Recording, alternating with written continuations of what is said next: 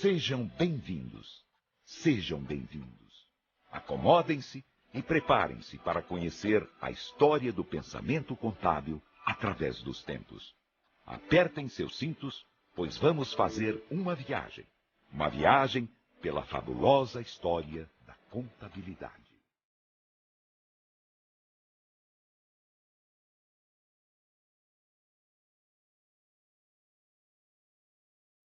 O homem primitivo já praticava uma contabilidade rudimentar ao contar seus instrumentos de caça e pesca e seus rebanhos. Mas foi na Mesopotâmia, região situada entre os rios Tigre e Eufrates, no atual Iraque, que foram encontrados os primeiros registros patrimoniais. O homem começava a registrar o seu patrimônio. Era a origem do diário. Os séculos passam. Surgem novas civilizações. Em torno do Baixo Nilo, nas planícies de inundação, a agricultura floresceu, e com ela um povo que deixou seu legado até os dias de hoje, os egípcios. O papiro, colhido às margens do grande rio, onde os escribas registravam os movimentos, eram os primeiros livros contábeis. Dos portos de Tiro e Sidom, os fenícios navegavam pelo Mediterrâneo, expandindo sua rede de comércio. Foram eles os primeiros a desenvolver as trocas em bases monetárias e simplificaram os registros por símbolos. Da Península Itálica vieram os romanos. Nascia o maior e mais desenvolvido império da antiguidade, que se expandiu por toda a Europa, norte da África e Oriente Médio, conquistando povos e nações, levando a paz romana e o que se pode chamar de um sistema jurídico de contabilidade organizado. Mas impérios nascem, crescem e morrem. E com Roma não foi diferente. Hordas de bárbaros invadiram a península. Os sons das batalhas ecoavam por todos os rincões. Era a queda do Império Romano.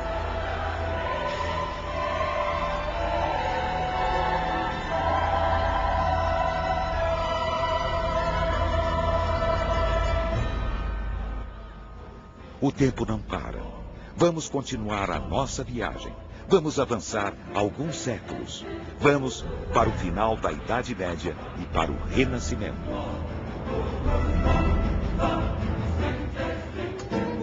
Os árabes, ao invadirem a Península Ibérica, trouxeram obras manuscritas de contabilidade que muito influenciaram o comércio na velha Europa. Comércio este que floresceu nas cidades italianas de Veneza, Gênova, Florença e Pisa.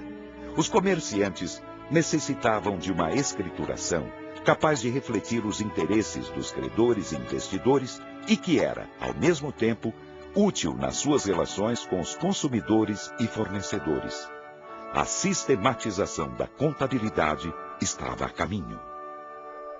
Também as artes e a ciência se desenvolviam. O mundo deixava a idade das trevas. Era o Renascimento. E com ele a figura de Luca Pacioli, frade franciscano, autor de uma obra que expõe o método das partidas dobradas, princípio contábil, segundo o qual todo lançamento a crédito numa conta faz com que surja outra conta, onde é registrada a mesma importância a débito. Agora, estamos no ano de 1500. Era descoberto o Brasil. E com a instituição do governo geral, chegaram os provedores da fazenda, que acumulavam este cargo com o de contador. Eram os nossos primeiros colegas em solo brasileiro. Com o desenvolvimento da colônia, cartas régias passaram a regulamentar os princípios contábeis e instituíam cargos e funções na administração fazendária. Em Portugal, em 1770, foi baixada a lei que regulamentava o exercício da profissão contábil. E a partir da vinda da família real para o Brasil, iniciava-se o ensino contábil em terras brasileiras com a instalação em 1810 da Aula de Comércio da Corte. A partir daí, novas escolas eram fundadas, disseminando o ensino e desenvolvendo normas e métodos. A mais antiga instituição profissional e cultural da ciência contábil que se tem notícia no Brasil é a Associação dos Guarda-Livros da Corte, fundada em 18 de abril de 1869, na cidade do Rio de Janeiro. A classe contábil se organizava. Mas para chegarmos ao ponto que estamos hoje, muita água correu, isto é, muitos anos se passaram. Vamos, então, para o século XX. Em 1905, os diplomas da Academia de Comércio do Rio de Janeiro e da Escola Prática de Comércio de São Paulo eram reconhecidos como oficiais. De lá para cá, observa-se uma história de lutas, com a fundação de associações profissionais, sindicatos e institutos. Em todos estes organismos estava o fio condutor que levaria à criação dos Conselhos Federal e Regionais de Contabilidade.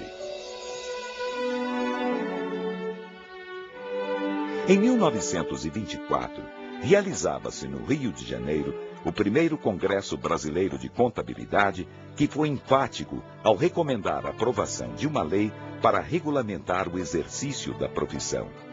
Mas para chegar a este objetivo, foi preciso uma grande luta em que não faltaram idas e voltas de projetos que eram apresentados e não apreciados.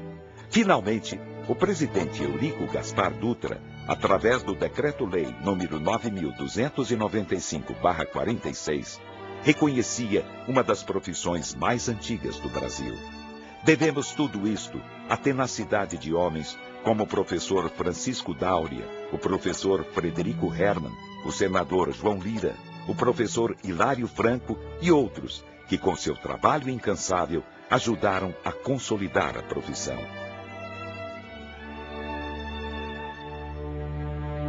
Mas o homem, no decorrer dos séculos, sempre fez uso de máquinas e instrumentos para o exercício de sua profissão, e com os contadores não foi diferente. O primeiro instrumento conhecido foi o ábaco, que surgiu cerca de 3.500 anos atrás.